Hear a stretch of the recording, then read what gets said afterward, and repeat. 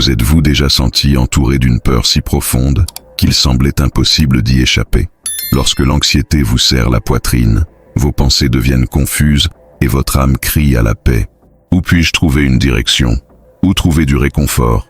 C'est précisément à ces moments-là que beaucoup lèvent les yeux vers le haut et demandent « Monsieur, pourquoi est-ce que je vis ça ?» ou « Est-ce que Dieu m'écoute ?» Des millions de personnes dans le monde sont confrontées chaque jour à des batailles invisibles. La peur du lendemain, les incertitudes de la vie, la pression constante, tout cela crée une tempête dans le cœur. Mais il existe un lieu sacré, silencieux et puissant où la réponse peut être trouvée. La parole de Dieu. La Bible n'est pas seulement un vieux livre. Elle est vivante, elle est légère, elle est un refuge. Et surtout, c'est une source inépuisable de réconfort et conseils divins, surtout quand l'âme est en détresse. Jésus, au milieu du chaos du monde, a toujours désigné les Écritures comme le fondement de notre foi, comme le pain quotidien qui soutient l'esprit. Mais écoutons-nous vraiment ce qu'il veut nous dire? Comprenons-nous la profondeur des promesses contenues dans chaque verset? Ou se pourrait-il que, au milieu de la précipitation et du désespoir, nous manquions des signes que Dieu lui-même a laissés pour nous guider? Quand tout semble s'effondrer, il existe une force qui ne faiblit jamais. Prière alignée avec la parole. C'est dans cette rencontre entre le cri sincère et les enseignements éternels que nous trouvons la voix de Dieu murmurant à nos cœurs. Ne crains rien, car je suis avec toi. Jésus n'a jamais promis l'absence de problèmes. Au contraire, il a prévenu. Dans ce monde, vous aurez des tribulations. Mais il a aussi laissé la clé. Prenez courage. J'ai vaincu le monde. Ce n'est pas seulement une phrase réconfortante, c'est un rappel qu'il existe une présence constante à nos côtés, même lorsque les vents contraires soufflent du fort. La vérité est que les versets de la Bible sont porteurs de pouvoir, pas seulement des lettres sur une page, mais la vie, la guérison et la libération. Dans chaque ligne, une promesse. Dans chaque psaume, une prière prête à être dite avec des larmes. Dans chaque parole de Jésus, un chemin sûr au milieu des ténèbres. Et c'est exactement ce dont nous allons parler aujourd'hui. Plongeons ensemble dans les Écritures et découvrons comment Dieu nous a laissé un manuel de réconfort et de sagesse pour les jours où l'anxiété tente de dominer et où la peur veut faire taire la foi. Découvrons qu'au milieu de la peur, de l'angoisse et de l'anxiété, Dieu ne nous a pas laissés seuls. Il nous a donné la prière comme pont direct entre le ciel et notre âme. La prière est plus que des paroles prononcées en silence. C'est le cri de l'âme qui fait confiance. C'est le murmure du cœur qui croit. C'est l'abandon de quelqu'un qui reconnaît qu'il a besoin de quelque chose de plus grand, de quelqu'un qui peut tout faire. Si vous traversez une période difficile, si la peur a été un visiteur constant dans votre esprit, si l'anxiété a volé vos nuits et affaibli votre foi, écrivez votre demande de prière maintenant dans les commentaires. C'est exact. Ne le gardez pas pour vous. Dites-le simplement. Priez pour moi. Je lutte contre l'anxiété. J'ai besoin de paix. Nous prierons ensemble. Cet espace ici est plus qu'une vidéo. C'est un lieu de rencontre spirituelle. La Bible nous dit que la prière du juste a un grand effet. Jacques 5, 16. Et lorsque nous prions ensemble, Dieu agit. Combien de témoignages naissent d'une prière sincère? Combien de miracles ont commencé par un simple « Seigneur, aide-moi ». Alors, avant de continuer, je vous demande, laisse ton like si ce message touche votre cœur. Abonnez-vous à la chaîne, parce qu'ici nous cherchons des réponses dans la parole, la lumière au milieu des ténèbres, et fortifiant pour marcher avec foi même dans les jours les plus difficiles. Maintenant, plongeons-nous dans les versets que Dieu a préparés pour calmer votre âme et renouveler votre confiance en lui. Avez-vous déjà eu l'impression d'être coincé? Comme si votre cœur était piégé dans une tempête invisible, et peu importe à quel point le monde autour de vous continuait de tourner, quelque chose à l'intérieur de vous ne pouviez tout simplement pas suivre. L'anxiété a ce pouvoir silencieux et cruel. Elle ne crie pas, mais elle serre. Ça ne montre pas le visage, mais ça pèse. Et quand ça s'installe, tout semble sombre, confus, déconnecté. Et c'est précisément dans cet abîme émotionnel, où beaucoup se croient seuls, que la Bible se révèle comme une source inépuisable d'aide. Car contrairement à ce que beaucoup imaginent, la parole de Dieu n'est pas un livre lointain, froid ou inaccessible. Elle est vivante, et elle te connaît. Connaissez votre douleur, votre silence, votre lutte secrète. Quand l'anxiété vous paralyse, que faites-vous? Courez-vous? Faire comme si tout allait bien? Vous vous isolez? Ou attendez-vous simplement que ça passe? Il y a des moments où nous ne pouvons même plus prier. Les mots ne viennent pas. La poitrine se resserre. Les pensées s'accélèrent. Et tout ce que vous voulez, c'est la paix. juste la paix. C'est à ce moment que le psalmiste, là, au milieu de votre angoisse, apparaît comme quelqu'un qui comprend exactement ce que vous ressentez.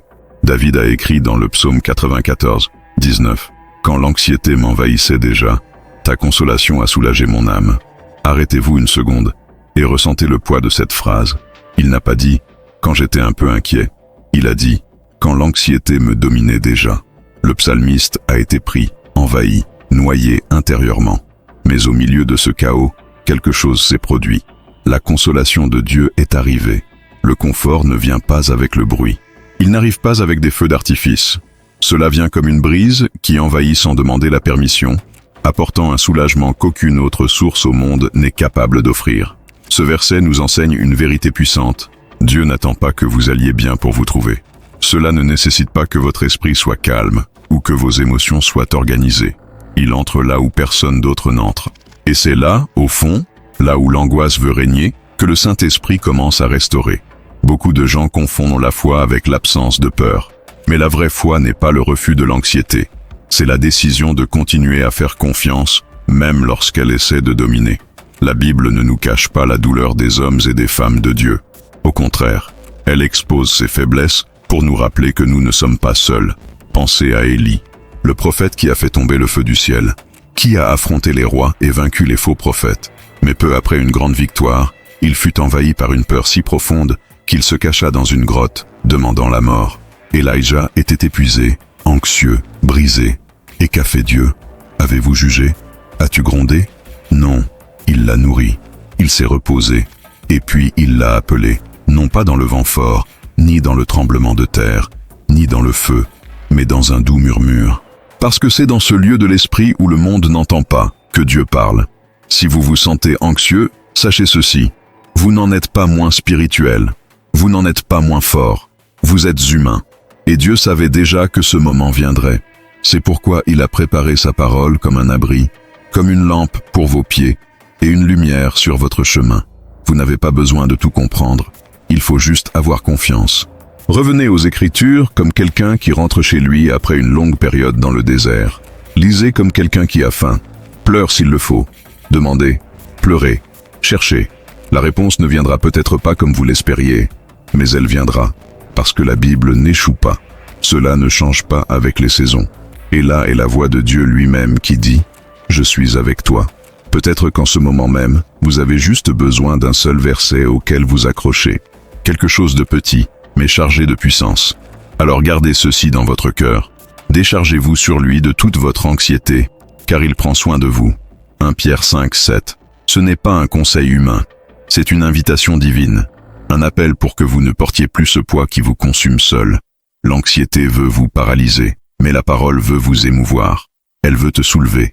Elle veut être votre roc quand tout autour n'est que sable mouvant. Si vous sentez que ce message vous a parlé directement, écrivez une parole de foi dans les commentaires. Cela pourrait être « J'ai confiance », cela pourrait être « Guérison », cela pourrait être « Paix », ou simplement dire « Dieu, aide-moi ». L'important est de ne pas laisser cette vidéo sous silence. Votre voix a de la valeur, votre douleur compte, et votre capitulation aujourd'hui pourrait être le début de votre libération. Si jusqu'à présent vous avez réalisé que Dieu se soucie de vos émotions, même lorsqu'elles semblent confuses et désordonnées, je veux maintenant vous emmener dans un moment encore plus intime et percutant, parce qu'il y a un verset dans la Bible qui change complètement notre façon de voir l'anxiété. Et cela ne vient pas des psaumes, ni des lettres de Paul, mais de Jésus lui-même, le Fils de Dieu, le Messie, celui qui guérissait par la parole et chassait les démons avec autorité, éprouvait aussi de l'angoisse. Une angoisse si profonde, si accablante, que l'évangile de Matthieu la décrit comme une tristesse mortelle. Là, dans le jardin de Gethsémani, à l'ombre des oliviers silencieux, Jésus se prosterne en prière. Le Fils bien-aimé, celui qui n'a jamais péché, celui qui a connu le Père plus que tout être humain, ne le saura jamais. Et pourtant, il ressent l'angoisse de l'âme. La scène n'est pas seulement symbolique, elle est viscérale. La Bible dit que Jésus a commencé à se sentir profondément triste et affligé, et lui-même a déclaré « Mon âme est profondément attristée, dans une tristesse mortelle. Reste ici et veille avec moi. » Pouvez-vous imaginer le poids de ce moment? Le Créateur de l'univers, les larmes aux yeux, suant des gouttes de sang, criant au Père Ce n'est pas seulement une histoire de dépassement. C'est un portrait de combien il s'identifiait à notre douleur. Et plus encore, c'est la preuve vivante que ressentir de la peur, ressentir de l'angoisse, traverser des moments d'anxiété, n'est pas un signe de faiblesse spirituelle. Cela fait partie du voyage humain. Mais il y a quelque chose d'encore plus puissant en ce moment. Jésus prie. Il ne cache pas ce qu'il ressent. Il ne fait pas semblant. Il se rend. Et ce qu'il dit est peut-être l'une des prières les plus humaines de la Bible. Père, si possible, éloigne de moi cette coupe. Cependant, non pas comme je veux, mais comme tu veux. C'est la prière de ceux qui ressentent de la douleur. C'est une prière pour quelqu'un qui est à ses limites, mais c'est aussi la prière de quelqu'un qui fait confiance, même sans comprendre. Cette prière comporte plusieurs couches. Premièrement, cela montre que Jésus n'ignore pas la réalité de la douleur. Il le reconnaît, le verbalise, le présente au Père. Ensuite, cela révèle le cœur de l'obéissance. Même face à la peur, à la pression et à l'angoisse, il choisit la volonté de Dieu. Et c'est là que réside le secret pour traverser nos propres Gethsémani. Il ne s'agit pas de prétendre que tout va bien, ni d'ignorer les sentiments, mais d'apprendre à faire comme Jésus, prier au milieu de la douleur, faire confiance au milieu du doute, s'abandonner au milieu du chaos. Combien de fois avez-vous ressenti cela? Le cœur lourd, l'esprit surchargé, les forces épuisées? Peut-être vous êtes vous-même demandé, Dieu comprend-il vraiment ce que je vis? Et la réponse est, oui, il comprend. Et plus encore, il est déjà allé là-bas. Pas exactement dans votre situation, mais dans ce lieu de douleur profonde, où les mots échouent et où seul le cri demeure. Jésus a vécu cela. Il sait ce que c'est que de se sentir abandonné, bouleversé, dépassé. Et c'est précisément pour cette raison qu'il peut vous élever. C'est là que notre foi chrétienne montre sa force. Parce que nous suivons un Dieu qui n'est pas loin de la douleur humaine. Nous suivons un Sauveur qui a pleuré, ce sang transpiré, qui a crié, qui est allé jusqu'à la limite de l'angoisse émotionnelle et spirituelle, et pourtant est resté ferme, confiant dans le Père. Cela nous enseigne que la prière n'est pas seulement un rituel religieux, c'est un déversement de l'âme. C'est la soupape de fuite spirituelle pour une âme qui ne peut plus supporter seule le poids de l'existence. L'anxiété, lorsqu'elle est ignorée, devient un poison silencieux, mais lorsqu'elle est amenée à la prière, elle devient un point de rencontre avec le divin. À Gethsémani, Jésus nous a donné le modèle. Il n'était pas coincé avec ce qu'il ressentait.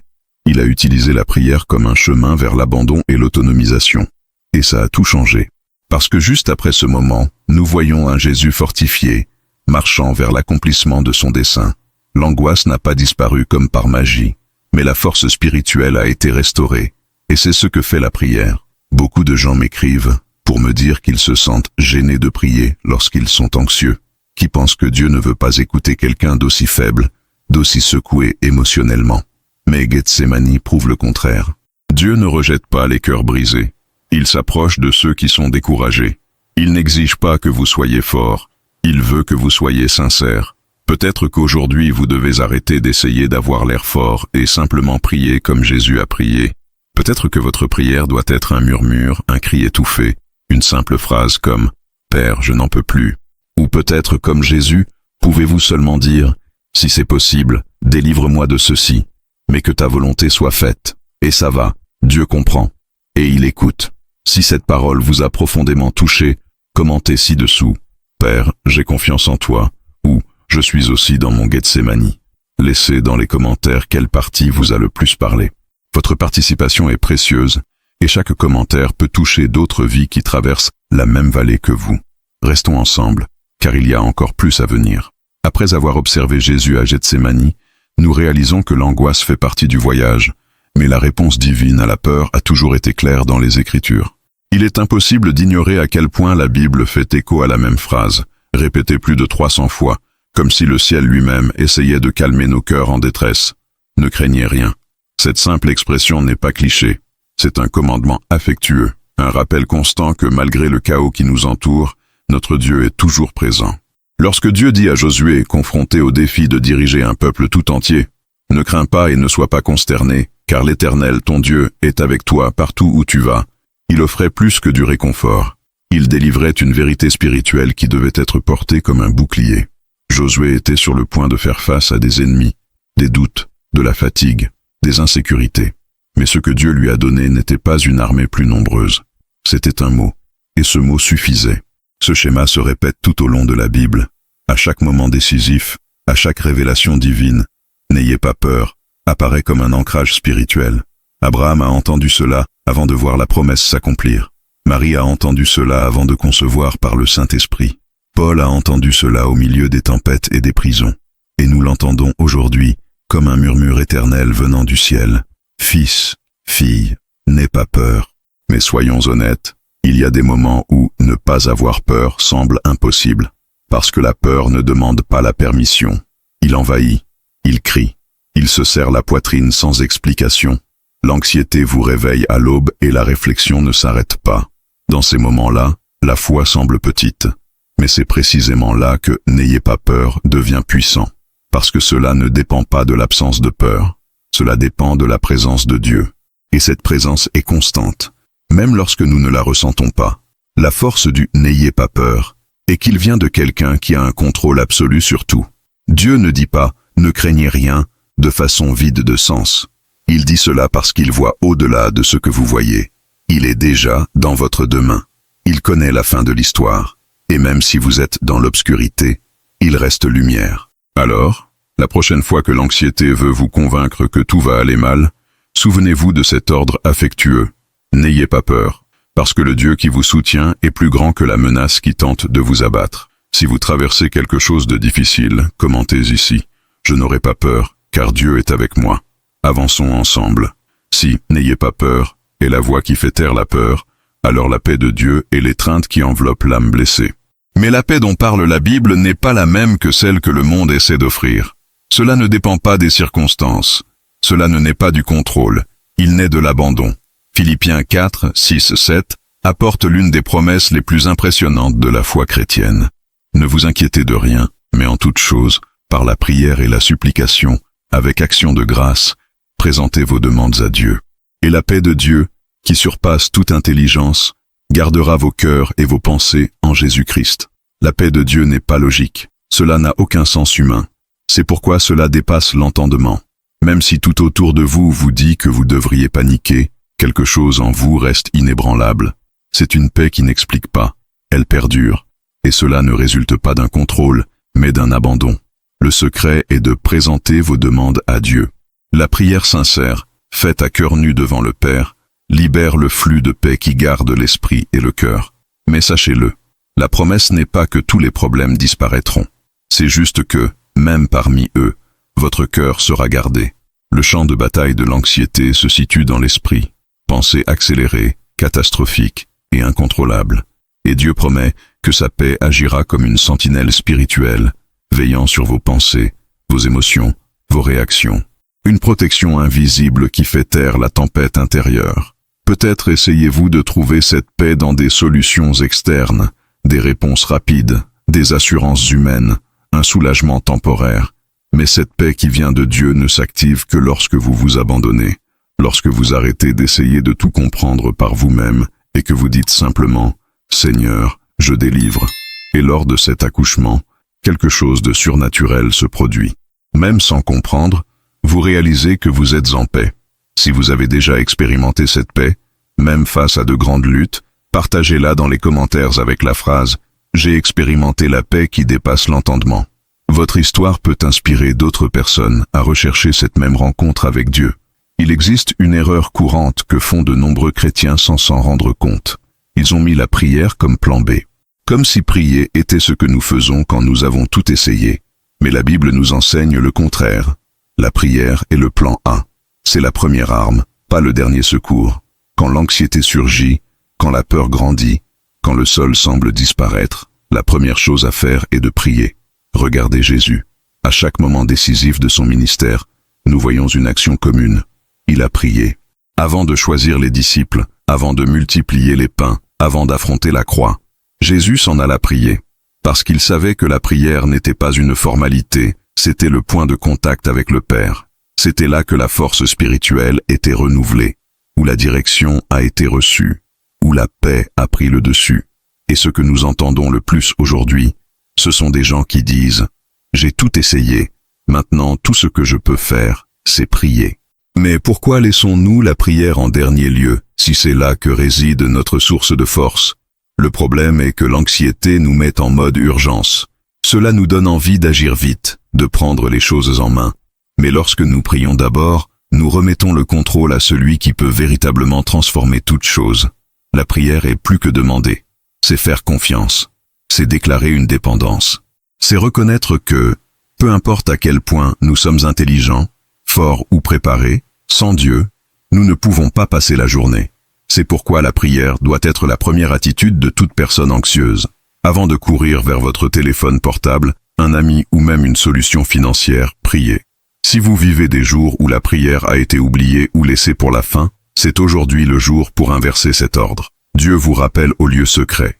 Et à cet endroit, il y a la guérison. Il y a une consolation. Il y a une réponse. Si cela vous a parlé, commentez maintenant. Seigneur, apprends-moi d'abord à prier. Grandissons ensemble dans ce voyage spirituel. Il arrive un moment dans le voyage spirituel où vous comprenez, se cacher ne résout pas le problème. Garder le silence sur ce qui fait mal ne fait que retarder le processus de guérison. L'anxiété, lorsqu'elle est gardée secrète, grandit en silence. Et ce silence peut devenir assourdissant. Il y a donc un pouvoir transformateur à confesser son anxiété à Dieu. Et je ne parle pas de la confession comme d'un rituel religieux, mais comme d'un véritable épanouissement de l'âme devant le Père. Parce qu'admettre que nous sommes anxieux n'est pas un signe de faiblesse spirituelle, c'est un signe de foi.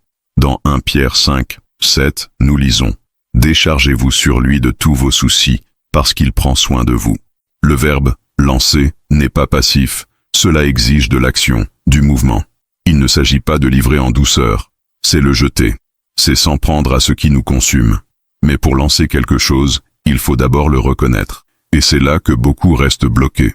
Parce que l'orgueil essaie de le dissimuler. La religiosité tente de la supprimer. Mais Dieu ne veut pas que vous cachiez votre anxiété. Il veut que tu avoues. Puissiez-vous livrer. Puisses-tu dire en tout mot, « Seigneur, j'ai peur ». La confession est un acte de foi, car elle montre que vous croyez que Dieu se soucie de vous, qu'il entend. Cela, il le comprend. Et plus encore, qu'il peut faire quelque chose. Lorsque vous ouvrez votre cœur et dites « Père, mon esprit est fatigué, mon âme est troublée, mon esprit est agité », vous dites « Je sais que vous êtes la seule source de vraie paix ». L'ennemi veut que vous croyiez que Dieu ne vous entend que lorsque vous êtes fort, lorsque vous êtes ferme, lorsque vous avez de belles paroles et un cœur en ordre. Mais l'Évangile montre le contraire. Jésus s'est approché des brisés, des affligés, des désespérés. Et c'est à eux qu'il dit « Venez à moi, vous tous qui êtes fatigués et chargés. » Cela vous inclut. Peut-être qu'aujourd'hui, tout ce que vous avez à faire est de vous arrêter et d'avouer. Fermez les yeux et déclarez en vous-même « Mon Dieu, je suis anxieux. Je ne peux plus le contrôler. Aide-moi. » C'est la foi. C'est la relation. C'est du pur christianisme. Et Dieu répond au cœur sincère. Si vous avez l'impression de vous accrocher à votre anxiété par honte, par culpabilité ou par peur, commentez ci-dessous. Aujourd'hui, je rejette mon anxiété sur Dieu. Que cette confession soit le début de votre guérison. Parfois, ce n'est pas la peur qui fait le plus mal. C'est le silence. Ce vide où il semble que même Dieu ne parle pas. Où vous priez, pleurez, et tout ce que vous entendez est l'écho de votre propre voix. Mais ce que peu de gens réalisent, c'est que dans ce silence, le Saint-Esprit agit. Ce n'est pas parce qu'il se tait qu'il est absent. Le Saint-Esprit est le consolateur, et la vraie consolation n'a pas besoin de mots. Cela peut venir comme une présence qui embrasse sans expliquer, comme une paix qui s'installe sans être annoncée. Jésus a promis qu'il nous enverrait le consolateur, et il n'est pas seulement venu pour nous guider, il est venu pour nous habiter. Cela signifie que même les jours où vous ne ressentez rien du tout, il est toujours là, même lorsque votre foi vacille. Même lorsque la prière s'avère faible, même lorsque la fatigue vous empêche de chercher comme avant, il continue en vous. Et ça marche. Le Saint-Esprit connaît vos larmes avant même qu'elles ne coulent. Il intercède pour vous avec des gémissements inexprimables, comme le dit Romains 8, 26. Il y a une profondeur dans cette vérité à laquelle peu de gens ont accès. L'Esprit intercède lorsque vos paroles s'épuisent. Lorsque l'anxiété vole jusqu'au vocabulaire de l'âme, l'Esprit entre en scène et transforme votre silence en prière. Et c'est dans ce mouvement silencieux que se produit le réconfort, pas comme par magie, mais comme une guérison progressive, comme un soulagement qui arrive par vagues, comme une lumière qui commence faiblement et grandit, jusqu'à éclairer à nouveau le cœur. Parfois, il suffit de le laisser faire. Respirez profondément, Fermez les yeux et dites, Saint-Esprit, je sais que tu es là. Juste ça. Parce que la foi n'est pas basée sur le sentiment. Elle est basée sur la vérité. Et la vérité est, il ne vous a jamais quitté. Si vous vivez une époque de silence, mais croyez que le Saint-Esprit agit quand même, écrivez dans les commentaires, même en silence, j'ai confiance en votre réconfort. Votre foi encouragera ceux qui se taisent également. Avez-vous déjà remarqué comment, dans les moments de désespoir, nous recherchons des formules toutes faites pour prier, comme si seules des prières belles ou bien construites touchèrent le ciel? Mais la vérité est que Dieu ne recherche pas la poésie, il recherche la vérité. Et la prière la plus puissante que vous puissiez dire est celle qui vient du fond de votre cœur, avec vos paroles, avec votre douleur, avec votre histoire. Criez avec ses propres mots est ce qui transforme la prière en intimité. C'est lorsque vous arrêtez de répéter des phrases que vous avez entendues à l'église et commencez à parler à Dieu comme si quelqu'un parlait à votre meilleur ami. Comme quelqu'un qui supprime toute performance et veut juste être entendu. Et cela touche le cœur de Dieu. David a prié ainsi. Jérémie aussi. Même Jésus, dans son moment de plus grande douleur, a crié au Père avec des paroles simples et réelles. Mon Dieu, pourquoi m'as-tu abandonné? Vous n'avez pas besoin d'avoir un vocabulaire religieux. Il faut être sincère. Ne cachez pas vos craintes derrière la théologie. Ne camouflez pas votre douleur avec un langage formel. Dieu comprend votre langage. Il connaît votre ton. Et il veut entendre votre cœur sans filtre. Crier, c'est plus que parler, c'est crier intérieurement. C'est demander de l'aide, même sans utiliser de belles paroles. Et tu sais ce qui est incroyable? Dieu répond, non pas parce que sa prière était éloquente, mais parce qu'elle était vraie. C'est dans ce cri personnel, intime et cru que le ciel bouge. Peut-être que votre plus grande libération réside dans une prière faite avec des larmes, dans un murmure entrecoupé ou dans une phrase courte comme « Dieu, sauve-moi ». Cela vaut plus qu'un millier de discours mémorisés. Si vous vous sentez prêt à prier à votre manière, avec vos mots, sans craindre de vous tromper, écrivez dans les commentaires « Aujourd'hui, je prie avec vérité ». Et si vous le souhaitez, partagez une phrase que vous diriez à Dieu maintenant, à votre manière. Cela pourrait inciter quelqu'un d'autre à faire de même. Quand tout semble s'effondrer, quand le cœur est lourd et l'âme désespérée, il y a un texte qui résonne à travers les siècles comme une mélodie de paix, le psaume 23. Ce psaume, peut-être le plus connu de la Bible, n'est pas seulement beau, c'est une promesse vivante. Et, en période de peur et d'anxiété, elle devient un refuge. Chaque mot est porteur d'un pouvoir réparateur, d'un ancrage pour l'âme troublée. Le Seigneur est mon berger, je ne manquerai de rien.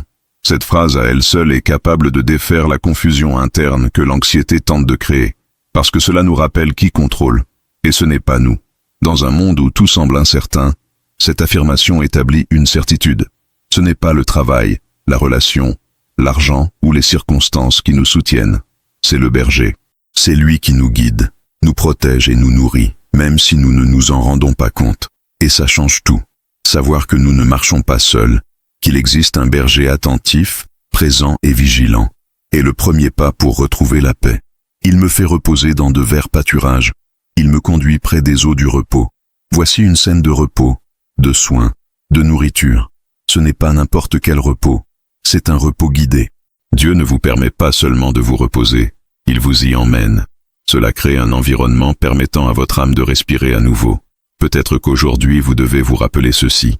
Des eaux de repos sont préparées pour vous, et le pasteur veut vous y conduire. Rafraîchissez mon âme, conduisez-moi sur les chemins de la justice à cause de son nom. Qu'est-ce qu'un rafraîchissement sinon un soulagement? Et qu'est-ce que la justice sinon la direction? Dieu ne se contente pas de vous consoler, il vous guide également, il vous aligne, il ne vous laisse pas perdu au milieu de l'anxiété, il vous montre un chemin sûr, par amour et non par obligation. Et tout cela se produit même lorsque nous traversons la vallée.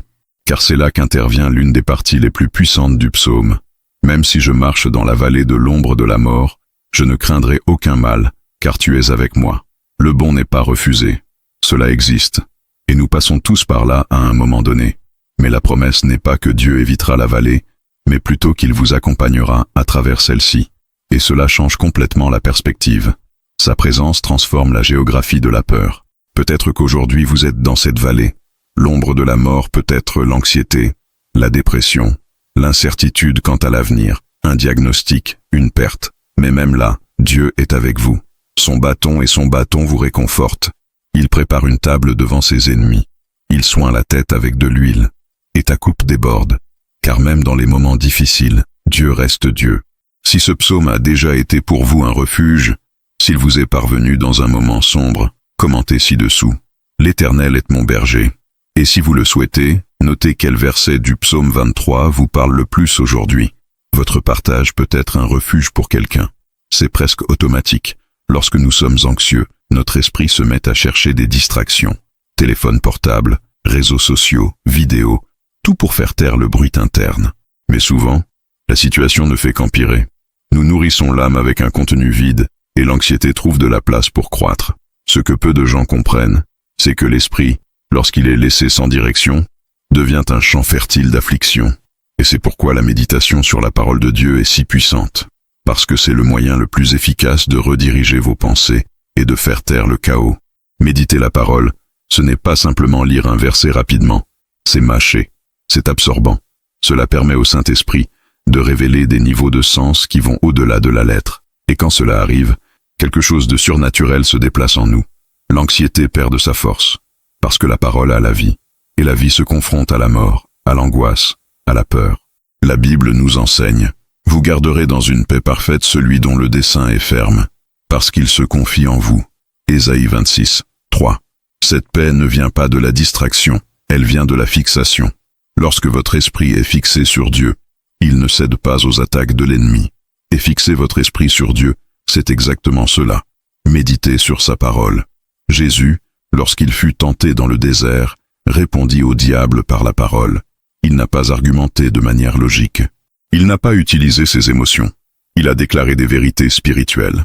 Et si le Fils de Dieu lui-même a combattu les ténèbres avec la parole, pourquoi essayerions-nous d'utiliser une autre méthode? Lorsque vous commencez la journée en méditant sur un verset, lorsque vous vous surprenez à penser à une promesse au milieu de la circulation, lorsque vous vous endormez en répétant un passage qui a alimenté votre foi, votre âme est en train d'être guérie. L'anxiété est repoussée. La paix, c'est trouver de l'espace. Et c'est la transformation. Si vous voulez prendre l'habitude de méditer sur les Écritures et que vous avez besoin d'un verset pour commencer, utilisez celui-ci.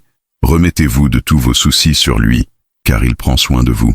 1 Pierre 5, 7. Répétez, écrire, respirer avec. La méditation sur la parole n'a pas besoin d'être mystique. Il faut que cela soit constant. Si cette pratique vous a déjà aidé, commentez. Méditer la parole me guérit. Et si vous le souhaitez, écrivez le verset qui vous fortifie le plus dans les jours difficiles. Vous pouvez désormais être un canal de bénédiction pour quelqu'un. Il est difficile de comprendre cela au milieu du processus, mais la foi ne grandit pas dans les moments faciles. Elle est renforcée dans la douleur, dans l'incertitude, dans la lutte. Et cela est clair tout au long du récit biblique. Les plus grands hommes et femmes de Dieu ne sont pas devenus des géants de la foi dans des moments calmes. Ils ont été façonnés au milieu de la tempête. David n'a pas écrit les psaumes dans le palais. Il les a écrits dans les grottes, en s'enfuyant, en pleurant, en criant. Job n'a pas connu Dieu dans les bons moments, mais dans les moments de perte. Paul n'est pas devenu apôtre dans les synagogues, mais dans les prisons, les naufrages et les flagellations. L'anxiété, aussi douloureuse soit-elle, peut aussi être un terrain de croissance, parce que cela révèle où se situe réellement notre confiance. Et si la foi s'exerce là, au milieu de la peur, elle en ressort plus forte qu'elle n'est entrée. Dieu ne gaspille pas la douleur. Il transforme le désert en école, la vallée en hôtel, les larmes en témoignages. Vous n'êtes pas écrasé, vous êtes forgé. Lorsque Pierre marchait sur l'eau, il le faisait alors que la mer était agitée. La tempête ne s'est pas arrêtée pour qu'il puisse expérimenter le miracle. Elle était toujours là, mais le regard de Pierre était tourné vers Jésus, jusqu'à ce qu'il regarde face au vent et commence à couler. Et pourtant, Jésus l'a élevé. C'est la foi en action. Marcher sur ce qui devrait nous noyer. La vraie foi est celle qui continue à croire même quand tout crie le contraire. C'est pourquoi la Bible dit que, sans la foi, il est impossible de plaire à Dieu. Non pas parce que Dieu exige la performance, mais parce que la foi est ce qui relie notre faiblesse à sa puissance. Si aujourd'hui vous avez l'impression que votre foi est mise à l'épreuve, sachez qu'elle est également renforcée. Vous sortirez de cette tempête plus ferme, plus mûr, plus intime avec Dieu. Commentez maintenant. Ma foi grandit dans la tempête. Et si vous le souhaitez, Écrivez une expérience où votre foi a été testée, mais aussi renouvelée. Vous pouvez en inspirer beaucoup maintenant. Dans un monde où tout est occupé, où chaque minute semble occupée par des engagements, des notifications, des distractions et des soucis, créer un espace de prière quotidien devient un acte presque révolutionnaire. C'est comme construire une oasis au milieu du désert émotionnel. Un lieu sacré où l'esprit ralentit, le cœur respire et l'esprit se ressource. Mais je ne parle pas ici d'un espace physique imposant. Il n'est pas nécessaire qu'il s'agisse d'une pièce spéciale ou d'un hôtel élaboré. Je parle d'un lieu d'intimité, où vous et Dieu vous rencontrez chaque jour, à la même heure, dans le même esprit, avec la même disposition d'âme. Lorsque nous prenons cette habitude, quelque chose change en nous. Le chaos extérieur commence à ne plus contrôler le rythme intérieur. Parce que là, dans cet espace de prière, on apprend à écouter la voix de Dieu avant d'écouter les opinions des autres. Là, vous abandonnez le poids de la journée avant qu'il n'ait une chance de vous écraser. Là, vous ne vous contentez pas de parler, vous êtes transformé. Et cela n'arrive pas parce que Dieu a besoin de cette rencontre. La vérité est que nous avons besoin. Nous devons nous rappeler chaque jour que nous ne sommes pas faits pour marcher seuls. La prière quotidienne, dans cet espace secret, génère des racines spirituelles. Et ce sont ces racines qui soutiennent l'âme lors des jours de tempête. C'est dans cet espace que l'anxiété perd de son pouvoir, car là-bas, la présence de Dieu est réelle. Et même lorsque vous ne le ressentez pas, il vous écoute. Même lorsque les mots ne sortent pas, il est proche. C'est là que vous vous alignez sur le but. C'est là que vous recevez l'instruction. C'est là que la peur se transforme en foi. Peut-être dites-vous, mais ma routine est mouvementée, je ne peux pas m'arrêter. Le fait est que nous n'aurons jamais de temps à perdre. Nous devons décider d'établir des priorités. 10 minutes de prière, avant d'ouvrir votre téléphone portable le matin, peuvent complètement changer le cours de votre journée. Cette pause dans la voiture avant de partir, ce moment sous la douche où tu parles à Dieu, ce coin de la maison qui devient ton refuge, c'est déjà un espace sacré. Ce qui compte, ce n'est pas l'emplacement, c'est le cœur. Dieu recherche des adorateurs qui l'adorent en esprit et en vérité, pas en performance, pas dans la religiosité, mais en vérité. Si votre espace est un lieu d'abandon, de sincérité et de faim spirituelle, le ciel y descend, des miracles s'y produisent. Là, l'angoisse se dissipe, parce que là où est la présence de Dieu, il y a la paix. Là où est la présence de Dieu, il y a le repos. Si aujourd'hui vous ressentez le besoin de créer ou de restaurer ce lieu de prière, écrivez dans les commentaires « Je construirai mon espace avec Dieu ». Si vous le souhaitez, partagez où vous priez habituellement et comment ce moment vous a aidé. Vous pouvez encourager quelqu'un d'autre à faire de même. La parole de Dieu a du pouvoir, mais ce pouvoir ne consiste pas seulement à le lire, mais aussi à le déclarer, en le prenant comme une épée spirituelle et en le mettant en mouvement avec votre voix. Lorsque vous énoncez un verset, vous ne citez pas simplement quelque chose de beau. Vous alignez votre réalité sur la vérité du ciel. Vous prophétisez sur votre esprit, votre maison, vos émotions. Et cela, surtout en période d'anxiété, est essentiel. L'anxiété parle tout le temps. Elle murmure des mensonges. Elle peint des scénarios catastrophiques. Elle vous fait croire que tout va mal se passer. Mais la parole vient briser ce cycle. Et vous avez le pouvoir de changer l'environnement avec votre propre voix. Quand vous dites « Le Seigneur est ma lumière et mon salut, de qui aurais-je peur ?» Vous ne faites pas que répéter un psaume. Vous dites à votre âme qui est le patron. Vous dites à l'anxiété « Dieu règne ici ». C'est pourquoi dire des versets à voix haute est si puissant. Parce que vous libérez votre foi dans l'environnement. Et la foi vient en entendant, même si c'est vous qui vous écoutez. Lorsque vous déclarez « Je rejette toute mon anxiété sur le Seigneur », votre esprit commence à obéir à cette vérité. Lorsque vous dites « La paix de Dieu garde mon cœur et mon esprit », quelque chose en vous s'aligne. Il ne s'agit pas ici de positivisme. C'est une prophétie. La Bible est le seul livre où l'auteur est présent pendant que vous lisez. Et chaque verset énoncé avec foi porte le poids du ciel. Alors ne laissez pas l'anxiété parler seule. Répondez avec la parole. Ouvrez la bouche. Déclarez. Prophétisez la paix. Prophétisez la guérison. Prophétisez la délivrance. Vous avez l'autorité spirituelle pour cela. Commencez par des vers courts qui parlent directement à votre cœur. Écrivez-les. Répétez-les. Priez avec eux. Placez votre vie au son de la vérité. Parce que pendant que le monde essaie de paniquer votre esprit, vous remplissez votre maison de promesses. La foi se nourrit de la parole. Et l'esprit anxieux doit être rééduqué à croire. Vous pouvez commencer dès maintenant. Choisissez un verset. Écrivez dans les commentaires quelque chose comme « Aujourd'hui, je prophétise », verset choisi. Utilisez votre voix, utilisez votre foi, et voyez comment cela commence à changer non seulement votre émotion, mais aussi votre atmosphère spirituelle. Prophétisez la paix. Parce que cette paix a déjà été promise, il ne reste plus qu'à l'activer.